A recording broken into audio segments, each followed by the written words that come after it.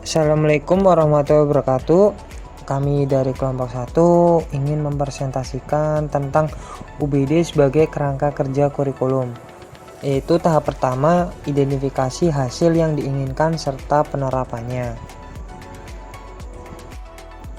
Sebelumnya kami memperkenalkan terlebih dahulu anggota kelompok kami, yaitu yang pertama ada Amalia Sofi Sahirani, yang kedua ada Dea Titi Sukma Zakia, yang ketiga ada Ikna Minhatul Iza, yang keempat ada Niza Maulida, yang terakhir ada saya sendiri yaitu Teguh Sanjaya.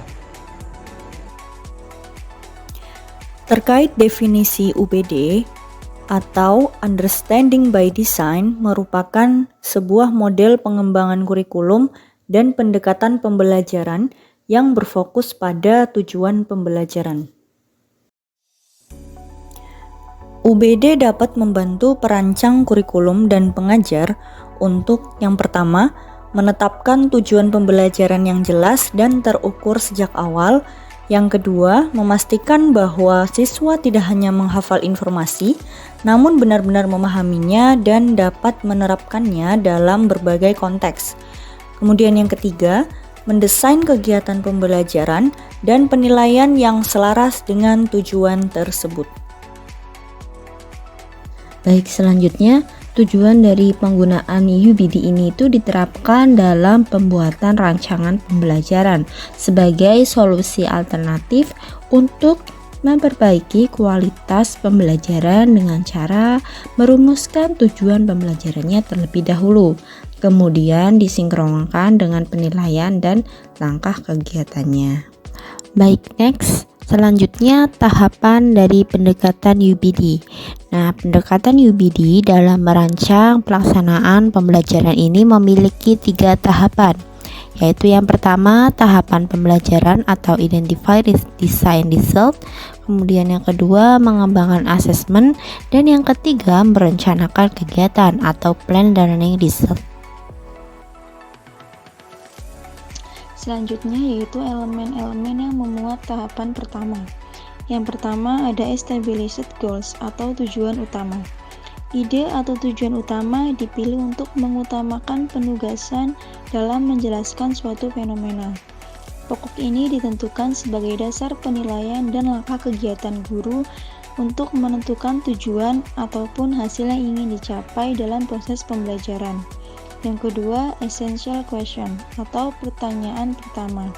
Setelah guru menentukan capaian tujuan, selanjutnya guru mendorong siswa untuk memahami, menyelidiki, dan transfer belajar dengan tindakan dalam kehidupan.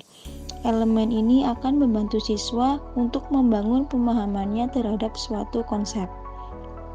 Yang ketiga, understanding atau pemahaman. Perlu adanya pemahaman spesifik mengenai materi dan kebutuhan belajar siswa. Hal ini digunakan untuk menentukan tujuan yang ingin dicapai. Hal tersebut dapat berupa apa yang harus dipahami dan miskonsepsi apa yang diprediksi muncul. Selanjutnya, ide utama pembelajaran dan poin khusus yang bisa dipahami dan diterapkan. Pendekatan Understanding by Design dalam merancang pelaksanaan pembelajaran. Tahapan yang pertama adalah identifikasi hasil yang diinginkan. Dalam mengidentifikasi hasil yang diinginkan, kita dapat mempertimbangkan tujuan pembelajaran yang telah ditetapkan oleh kurikulum nasional dan meninjau harapan kurikulum. Selain itu, prioritas pembelajaran juga ditentukan berdasarkan kinerja jangka panjang. Kemudian, UBD menekankan aktivitas transfer dalam kehidupannya.